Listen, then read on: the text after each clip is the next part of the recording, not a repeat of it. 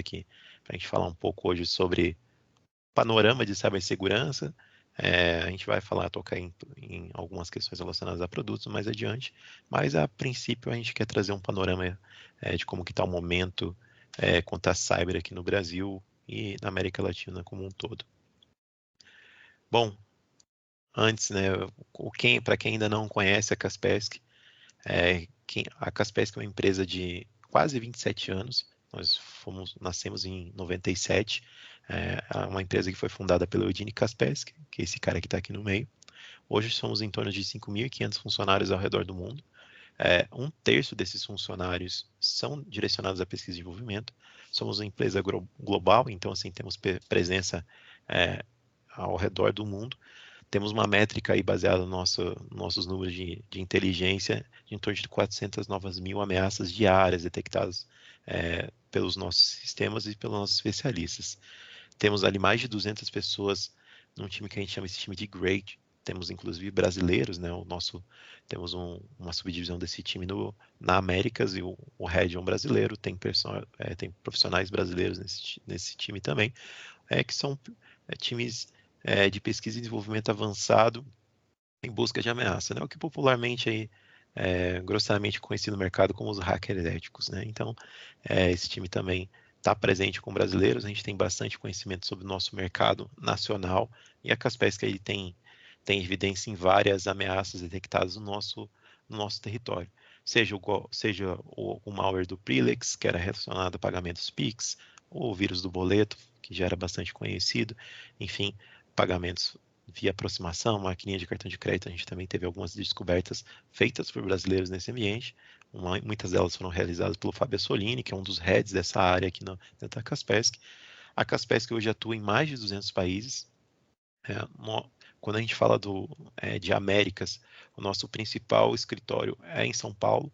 Então, o nosso vice-presidente para Américas é um brasileiro. A gente tem bastante conhecimento do nosso mercado.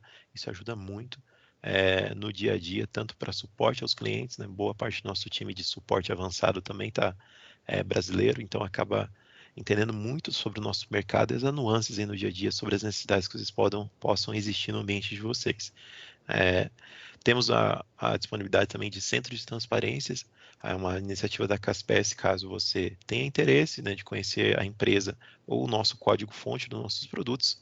Você, obviamente, depois da assinatura de um NDA, você pode ter acesso ao nosso código-fonte para verificação. Isso está presente ali no nosso escritório em São Paulo. Vocês podem procurar, caso de algum de vocês tenham interesse, podem procurar a SoftwareSul, que ela vai encaminhar vocês bem aqui internamente dentro da Kaspersky para essa ação ocorrer. Bom, temos mais de 250 mil clientes corporativos ao redor do mundo. Né? Hoje a gente tem uma métrica de 400 milhões de máquinas protegidas por algum produto Kaspersky. Estamos presentes em todos os setores.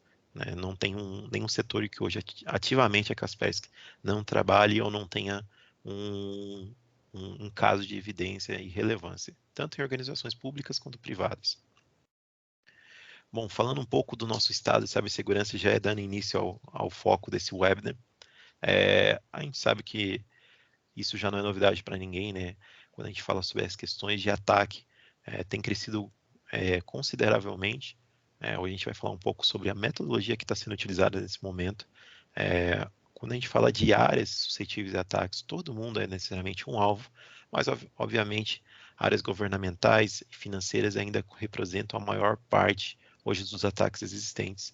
Então, eventualmente, se a tua linha de negócio for nesse segmento, você provavelmente tem uma probabilidade maior de ser alvo do que outras determinadas linhas de negócio.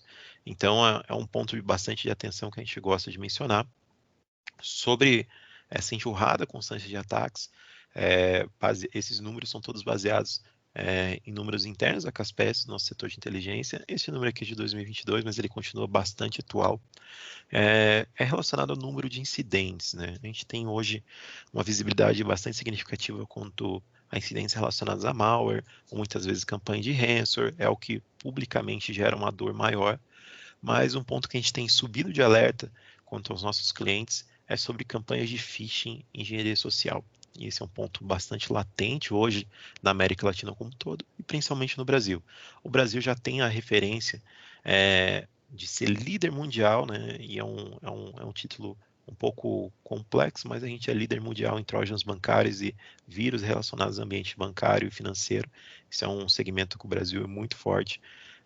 Por sermos sermos um país continental, né? Em tamanho físico, a gente representa mais de 60% das descobertas e ataques aqui na América Latina. Então, isso é bastante significativo quando a gente fala sobre a realidade brasileira. A probabilidade hoje, baseada nos números da Kaspersky, de você sofrer um ataque, seja ele qualquer tipo ou índice de gravidade, né, em torno de 4,7 ataques por ano. Então, isso é bem significativo dependendo da tua linha de negócio. É muito possível que, dependendo da tua estrutura ou como que as coisas estão configuradas hoje no ambiente, você pode estar com ataque em andamento. Esse é o ponto que a gente tem falado e tem tornado mais crítico. Tá? Vocês já devem ter observado no dia a dia de vocês e eventualmente em coisas pessoais mesmo, né? A gente tem visto campanhas de phishing muito mais direcionadas.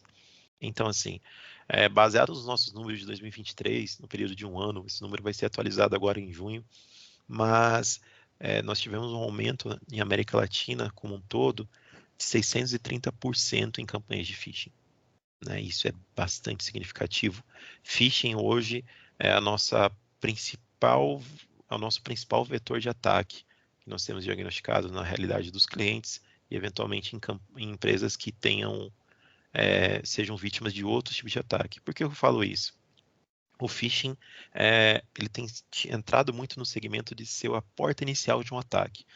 Quando a gente fala de um ataque direcionado, né, não um ataque relacionado especificamente a um ransomware ou um malware especificamente já estabelecido ali dentro do ambiente, seja um vírus baixado via e-mail, via internet, ou via uma aplicação que você não tinha um controle ou não tinha um conhecimento, o usuário acabou tomando uma ação.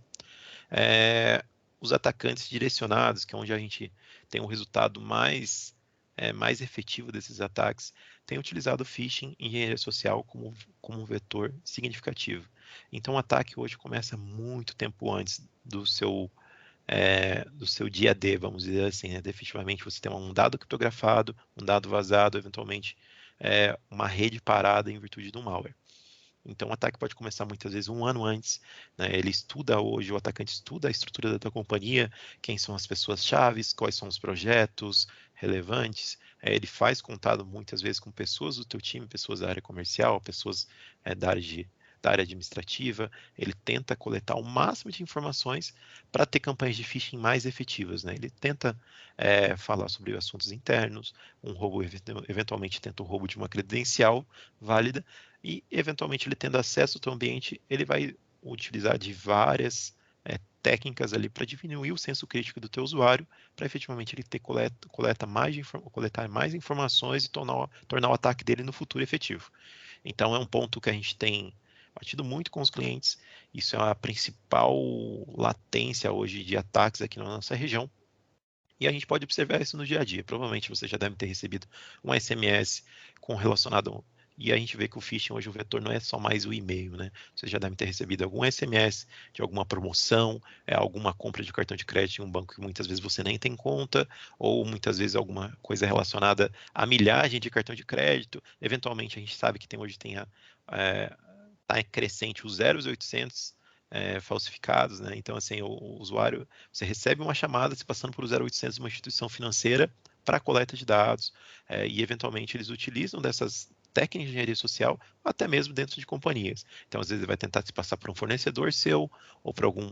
Então, assim, a validação das informações, ou a validação das origens dessas informações é muito criteriosa hoje no ambiente. Então, dependendo da informação que o teu usuário recebe, muitas vezes é interessante ele validar isso via telefone ou algo desse tipo, porque muitas vezes ele pode estar sobre um ataque e não ter a ciência disso, né? O usuário muitas vezes não tem esse senso de urgência contra esses temas. A gente vai tocar um pouco mais nisso à frente, mas esse é um dos principais pontos hoje que torna os ataques e torna esse cenário de ameaça mutável. Então, hoje, eventualmente, o método de ameaça e ataque tem mudado consideravelmente. A gente sabe que o ambiente também mudou do período de pandemia para cá, né? Por mais que a pandemia já tenha assim, seus 4, 5 anos aí, a gente sabe que o cenário de ambiente é cada vez mais mutável. Então, hoje não existe mais um usuário que esteja dentro de um perímetro. Os serviços em cloud disponíveis para acesso são mais variados possíveis. O modelo de infraestrutura também mudou consideravelmente. Hoje, provavelmente, a maioria dos serviços que vocês já possuem já tem esse segmento em cloud. A gente tem visto cada vez menos a utilização de serviços on-premise. Então, isso também muda um pouco do cenário, porque o TI tem que se preocupar com uma superfície de ataque muito diferente do que ele estava habituado há um tempo atrás. Bom, né, o ponto que eu tenho batido muito nas minhas apresentações, justamente com os clientes, sobre o quesito de engenharia social. Primeiro momento é o usuário, né? O usuário, muitas vezes, mal instruído, é um risco eminente. Isso já é uma verdade aí quase imutável, né? Você já deve ter visto várias vezes, independente da sua estratégia de cibersegurança ou a abordagem que você pode ter quanto a produto, enfim, além dos requisitos relacionados à adoção, né? Uma solução, independente do qual brand você utilize atualmente, ela tem que estar bem configurada ou são suas boas práticas aplicadas, porque isso pode ser um ponto, um vetor de ataque consideravelmente mais usuário é o nosso principal ponto-chave, né? Então, independente do teu investimento quanto à cibersegurança, o usuário acaba sendo o elo mais fraco da corrente. Então, quando a gente leva isso em consideração, principalmente quando a gente fala de engenharia social, sempre tem esse ciclo quanto à engenharia social. A coleta de informações, posteriormente a gente tem um planejamento inicial desse ataque, baseado nas informações que foram coletadas. Posteriormente a gente tem a questão do ferramental que ele vai utilizar. Então, o grupo atacante ele vai entender quais são as informações que ele tem, seja credenciais que ele conseguiu vazar, informações sobre o time, informações internas. Ele cria uma rotina de ataque ou rotinas, né, que vão ser uma cronologia. Ele cria quase que um projeto de ataque sobre data, hora, qual é o melhor momento para ele tomar determinada ação. Depois disso, ele define quais vão ser as ferramentas que ele vai utilizar, seja a exploração de uma vulnerabilidade existente no servidor, ou seja, o acesso VPN de um usuário. Eventualmente, ele pode criar uma script para levar o privilégio de uma determinada conta e tornar aquele ataque suscetível. Após isso, ele toma o ataque efetivamente, ou muitas vezes esses ataques, né, dentro dessa rotina, esse ciclo se repete e os ataques podem ser pequenos até um ataque efetivamente onde vai parar o teu ambiente. Né, e esse ataque efetivamente vai parar o teu ambiente, muitas vezes pode ser um ransomware. Né, e aí, essa utilização de informações, esse ciclo se fecha. Então, ele vai seguir nesse ciclo uma ou mais vezes até ele efetivamente parar o teu negócio. Eu ponho o usuário nessa parte aqui até um pouco, vamos dizer assim, cômica aqui, mas o usuário hoje, ele muitas vezes não se vê como corresponsável quanto à cibersegurança dentro do ambiente das companhias. E isso não é uma responsabilidade apenas do TI. Né? Todo mundo, ainda mais com o advento da LGPD, Agência Nacional de Proteção de Dados, entende que todo usuário é corresponsável hoje quanto à cibersegurança. E como que a empresa se resguarda quanto a isso? Né?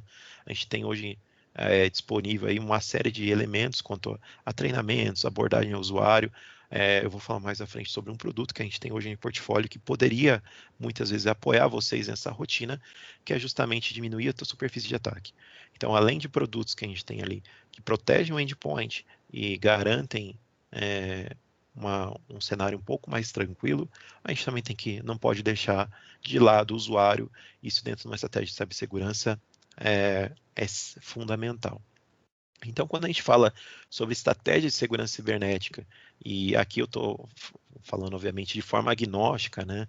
Independente das soluções que vocês possuam atualmente, mas, assim, abordagens isoladas sobre segurança virtual Falei com o Neilton. são Eu lembro do errôneas. Neilton, falei com ele. Amanda, eu acho que o microfone está aberto. São sempre errôneas.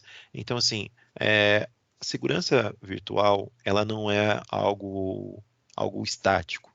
Eventualmente, o projeto que você realizou relacionado à cibersegurança na tua companhia, que foi 1 ano, 2 anos atrás, provavelmente deve ter uma série de itens que tenham evoluído dentro desse período de tempo, eventualmente você tem que aplicar novas boas práticas ou se adequar àquela nova realidade. Então, assim, é uma jornada contínua. Vocês têm que manter um ciclo, e se esse ciclo pode ser utilizado muitas vezes em conjunto com um parceiro como a SoftwareSul, ou muitas vezes a Caspes, que pode apoiar vocês nesse cenário, mas vocês têm que ter sempre em mente que por exemplo, assim, uma implementação de um novo produto ou de alguma nova feature de cibersegurança no dia de hoje, daqui 6 meses, provavelmente muita coisa vai ter mudado e você vai ter que adequar algum item ou outro, dada uma nova realidade, um novo tipo de ataque, uma nova abordagem do mercado contra aquele ambiente. Bom, o outro fundar, a gente falou muito sobre o usuário ali, a parte de conscientização e cooperação é fundamental. Então, assim, essa parte de dividir o risco da sua superfície de ataque, trazendo o usuário para esse ponto, trazendo a criticidade para o usuário sobre o vazamento de um dado, como isso pode impactar o negócio da companhia. Eventualmente, o alerta desse usuário, né? Um usuário bem instruído também ajuda muito. A parte de mentalidade. A gente sabe que hoje muitas companhias já têm, mesmo que indiretamente, né, não formatado, mas já tem a figura ali do Red Team, Blue Team. Para quem não está familiarizado com isso, né, Red Team é quando a gente tem uma equipe direcionada a encontrar vulnerabilidades e criar ataques dentro do ambiente para correção de vulnerabilidades, e o Blue Team é o time defensivo, onde ele fica ativamente trabalhando na defesa desses ataques, seja do time do Red Team ou eventualmente de ataques terceiros. Mas assim, é quando a companhia começa a olhar para dentro do teu ambiente e atuando dentro dos elementos ali para melhorar o teu nível de cibersegurança. Isso aqui entra também na rotina de evolução contínua, é uma boa prática hoje sendo aplicada dentro do ambiente dos clientes. Bom, como que a Kaspersky trata hoje os clientes versus estados versus sofisticação de ataque?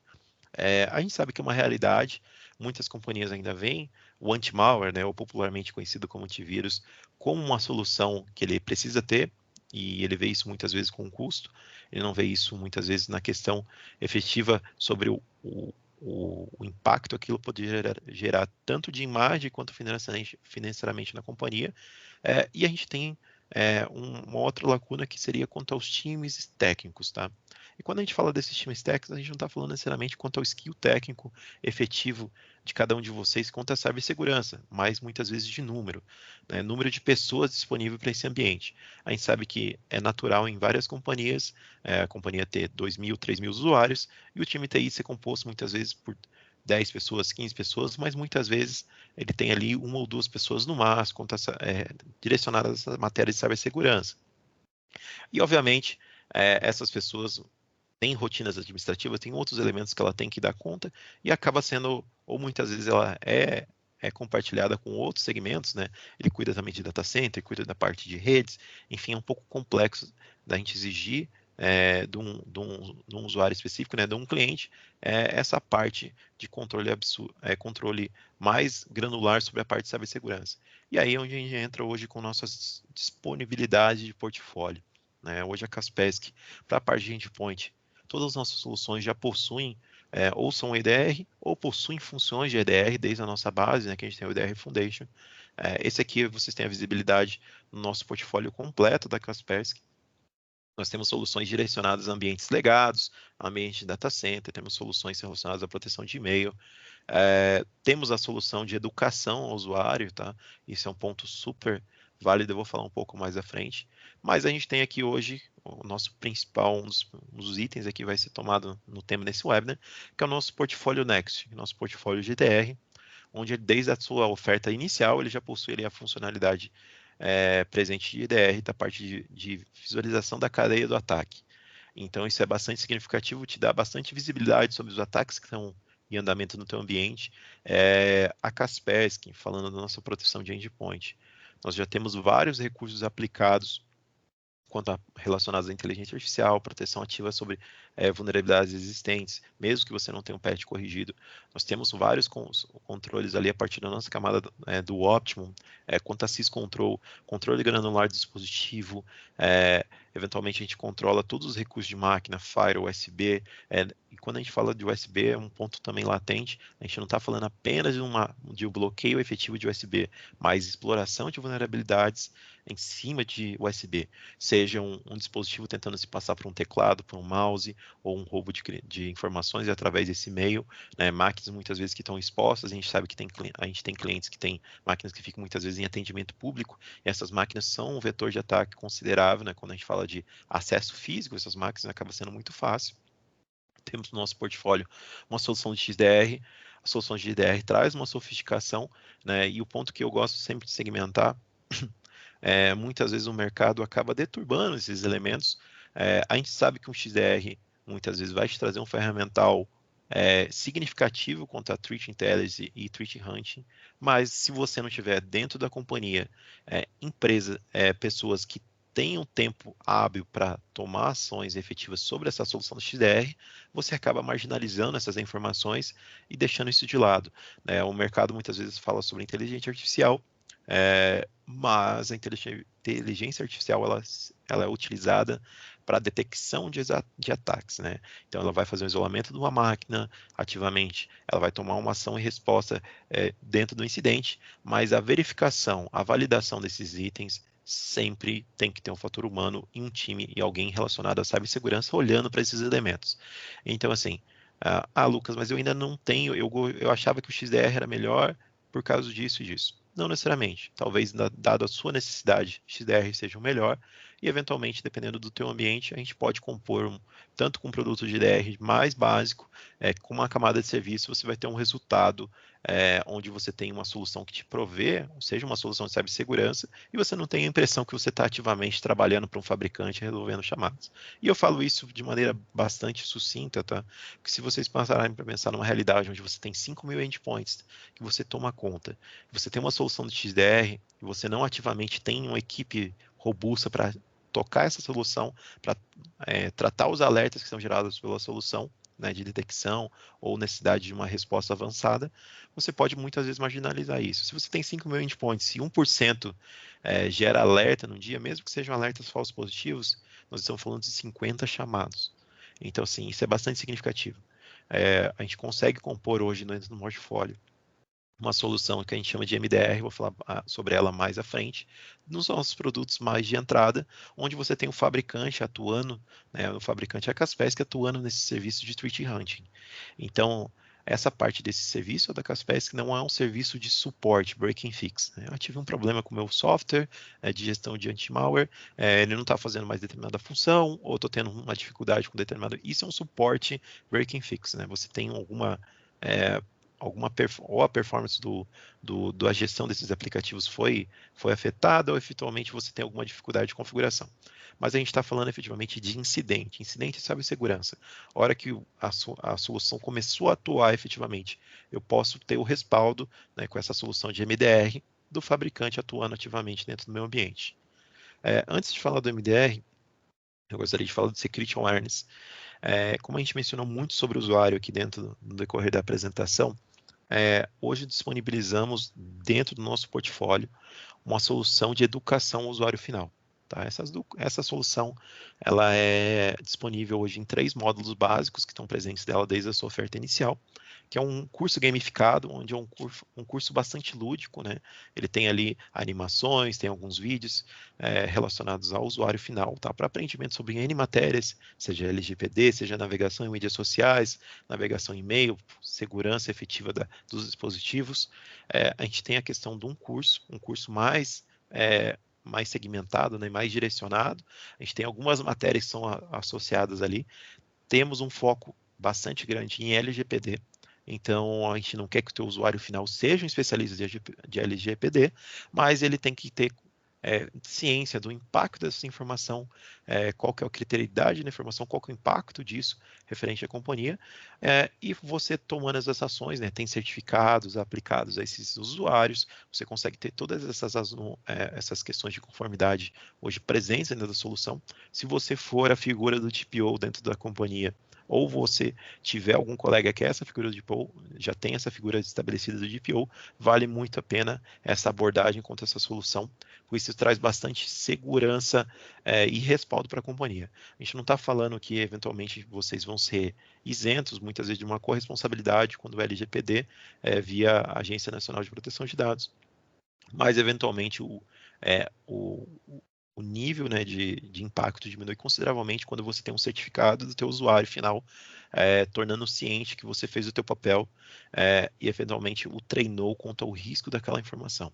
Então, LGPD é um ponto latente hoje, esse é um ponto que vale muito a pena ser destacado em qualquer estratégia de cibersegurança. Isso aqui é totalmente separado hoje da minha solução de endpoint, é uma solução 100% em cloud. Se você utiliza alguma outra solução, vale a pena uma conversa sobre esse portfólio. Vocês podem procurar a SoftwareSul. E tem a cerejinha do bolo dentro desse mesmo ambiente, que é a parte de simulação de phishing. Então, a gente já tem ali várias campanhas distribuídas, a solução permite a personalização dessas campanhas de phishing, a gente sabe que determinados elementos, né, e voltando lá na nossa estratégia de cibersegurança, quando a gente pensa como um atacante, né, se a gente utilizar de técnica de engenharia social para fazer essas campanhas de phishing, a gente tem um resultado bastante expressivo. Isso com certeza vai ajudar vocês na educação do usuário final, ao ponto dele ver que muitas vezes aquele domínio ele tinha que ter prestado atenção sobre um caractere que foi mudado, ou a informação presente, que muitas vezes é uma informação interna da companhia, pode ser oriunda de uma pessoa com uma atividade maliciosa por trás. Então, assim, é um ponto que mostra na prática para o usuário, tanto na questão de treinamento, quanto na questão de teste real, né, com uma simulação de phishing, por exemplo, como que ele pode estar exposto, né, nessa matéria de cibersegurança. Quando eu falo de treinamento, a gente sabe que treinamento é algo bastante significativo para o usuário. Toda vez que a gente põe um treinamento para um usuário, seja ele de 15 minutos, de 1 hora, enfim, num período de 6 meses, o usuário vai criar uma resistência contra aquilo, ele vai postergar aquele máximo, ou quando ele fizer aquilo, provável que num período de 3, 4 meses ele já esqueça sobre o que foi tratado naquele ambiente. A nossa rotina de treinamento aqui, ela tem uma abordagem um pouco mais inteligente. A gente utilizou de uma técnica efetiva, né, uma teoria aqui, que é a teoria de Ebbinghaus. Ebbinghaus era um psicólogo alemão, onde ele criou a teoria da curva do aprendizado, né, da curva de aprendizagem, que basicamente ela se resume a inserções pequenas de 5 a 10 minutos semanalmente, mas pelo um período longo de tempo, tem muito mais efetividade do que ações pontuais espaçadas.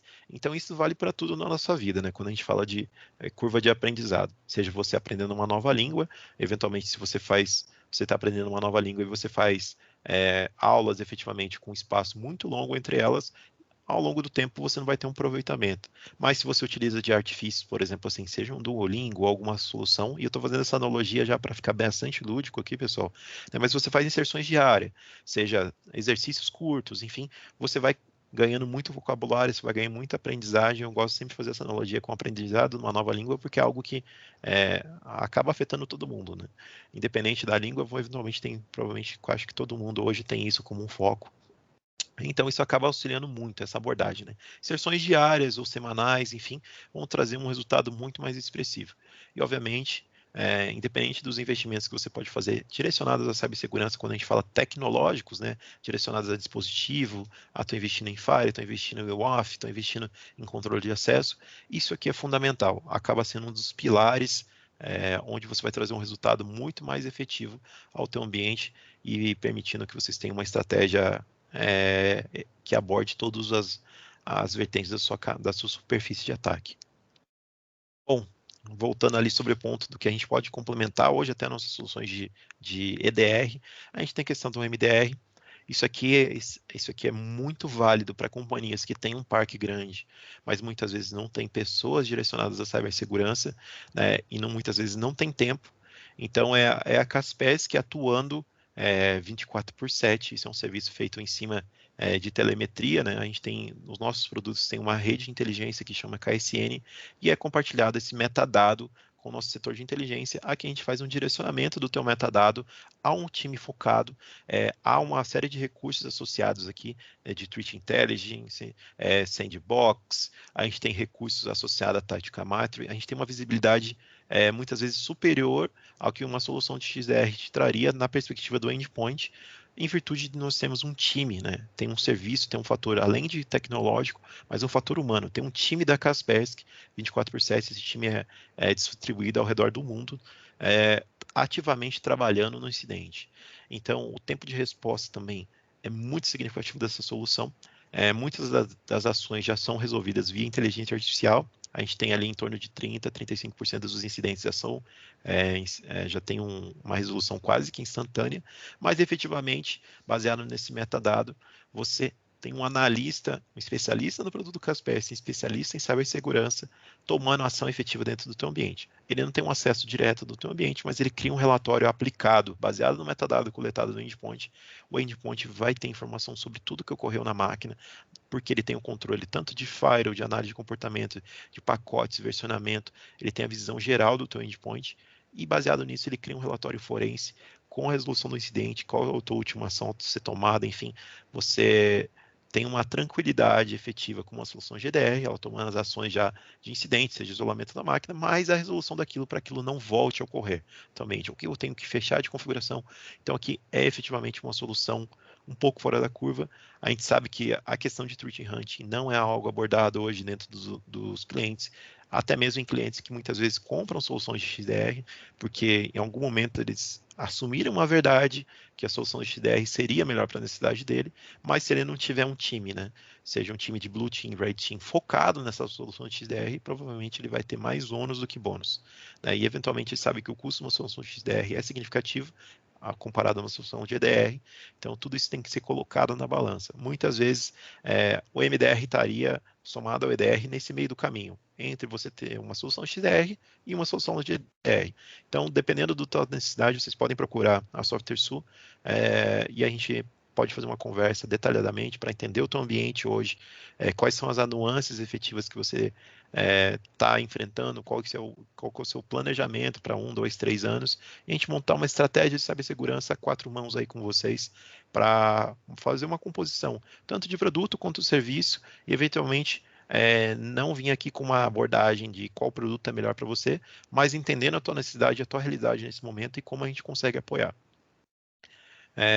Obviamente, aqui já finalizando, né, a Kaspersky é amplamente conhecida hoje por vários órgãos independentes quanto à seriedade dos nossos produtos e, eventualmente, a efetividade deles. Os produtos Kaspersky, para quem não sabe, é um dos poucos produtos que tem efetividade e quando a gente fala de cibersegurança, isso é um número bastante utópico, tá? Mas a gente conseguiu nos últimos AV testes, né, ao decorrer dos últimos 5 anos, ter efetividade de 100% quanto à matéria de ransomware. Então, isso é bastante significativo quando a gente fala em proteção ativa do ambiente, né? Ainda mais uma matéria que já, por mais que hoje não esteja tão latente, mas já foi muito latente no nosso ambiente. E, novamente, né, por trás tem uma série de pessoas trabalhando ativamente dentro do ambiente, obviamente com a nossa rede de inteligência. Então, a probabilidade de você ser a primeira pessoa a estar sofrendo aquele ataque e a gente não ter observado nenhum critério desse ataque em alguns dos nossos mais de 250 mil clientes corporativos ali ao redor do mundo é matematicamente pequena. Então, assim, a gente é um parceiro, é um fabricante de excelência nessa matéria, um dos líderes mundiais, e eventualmente a gente consegue apoiar vocês. Vou deixar aqui, vocês têm o espaço aberto eventualmente para perguntas aqui, podem mandar no chat, mas ativamente a gente tem bastante recursos hoje em portfólio, principalmente recursos relacionados a Threat Intelligence, análise de serviço. Então, com o meu serviço, com o meu time de serviço hoje disponível aqui no Brasil, a Kaspersky, por mais que tenha parceiros de excelência como a SoftwareSul, a gente também disponibiliza alguns serviços. A gente tem serviços de assessment, que muitas vezes podem ser feitos até de forma agnóstica, para entender o teu ambiente e muitas vezes você criar esse teu plano de trabalho, né? O risco mapeado é algo bastante válido quando a gente fala de estratégia de cibersegurança. Então, você entender uma fotografia do teu ambiente hoje e mostrar isso para a tua área de negócio. Esses são os elementos, né? E mostrar lá para o seu C-level. Esses são os elementos que eu tenho que melhorar por tal e tal motivo, ou fazer essa cronologia de investimentos relacionados à cibersegurança, você consegue utilizar a Kaspersky até mesmo para isso. Eventualmente, se vocês tiverem alguma dúvida, gente, esse aqui era um pouco do que eu tinha para passar hoje aqui. É uma abordagem inicial sobre nossos produtos. Vocês têm a possibilidade aqui de procurarem a SoftwareSul, é um parceiro de excelência nossa. Aqui estão meus contatos relacionados se vocês quiserem fazer um contato direto comigo. Eu ativamente cuido mais da região sul, mas eventualmente eu posso direcionar vocês para algum elemento direcionado a um melhor atendimento da tua região. Vocês podem ativamente, e eu recomendo, né, todos que estão aqui, procurar a SoftwareSul para essa conversa. E eventualmente, se você veio sobre esse webinar, pode pôr isso lá no e-mail, que me ajuda bastante também, até para pôr vocês aí em contato com a SoftwareSul. Obviamente, né, lembrando aqui, finalizando, sempre penso nessa matéria de cibersegurança. Segurança é uma matéria que está em constante evolução. Não existe 100% certo ou 100% seguro. Nenhuma solução vai prover isso. Então, assim, você tem que ter uma análise bastante consultiva. Essa abordagem da Caspest de estar junto com os fabricantes, com os parceiros hoje, atuando no cliente final de forma mais consultiva, é algo que vocês não têm observado muito, provavelmente não têm observado muito no mercado. A intenção aqui não é simplesmente vender um produto, mas é fomentar uma nova conversa com vocês, entender a realidade de cada um de vocês, tamanho de ambiente, quais são os requisitos de negócio, quais são os desafios que vocês têm a enfrentar para esse ano e apoiar vocês até mesmo na parte de justificativa disso, quanto à parte executiva das companhias. O porquê que eu tenho que fazer esse investimento em determinada matéria, por que eu tenho que investir em uma solução que vai educar o meu usuário final, por que eu tenho que tomar cuidado com a LGPD, quais são os riscos eminentes que estão presente hoje no ambiente. Então, tudo isso fecha essa lacuna de raciocínio. Eventualmente, se vocês tiverem alguma dúvida posterior, não ficaram à vontade aqui de perguntar no webinar, podem mandar tanto um e-mail para mim ou para o pessoal da SoftwareSul, a gente entra em contato e vai saber direcionar melhor vocês quanto à demanda, tá? Novamente, eu gostaria de agradecer aqui a Bianca e o pessoal, todo o time da SoftwareSul aí pelo espaço. É muito bom estar presente aí com os clientes falando sobre um pouquinho da Caspesc, sobre o que a gente pode ter aí para apoiar vocês no dia a dia. Acho que não veio nenhuma pergunta aqui, né, Bianca, no webinar, né? Não veio nenhuma, mas que todos podem ficar à vontade, né, para procurar-nos, que a gente vai estar sanando todas as dúvidas que surgirem. Obrigado, pessoal, pelo tempo de vocês. Espero ter sido bastante claro na minha mensagem aqui. E eventualmente essa informação aí a gente pode trabalhar num segundo momento. Vocês não precisam se expor aqui, né? Mas eventualmente procurem a SoftwareSul aí para a gente entender a necessidade de cada um de vocês e conhecer vocês melhor no detalhe. Perfeito? Obrigadão pelo tempo de todos aqui. Espero vê-los em breve. Muito obrigada, pessoal. Tenham todos um bom dia. Tchau, tchau, pessoal. Bom dia.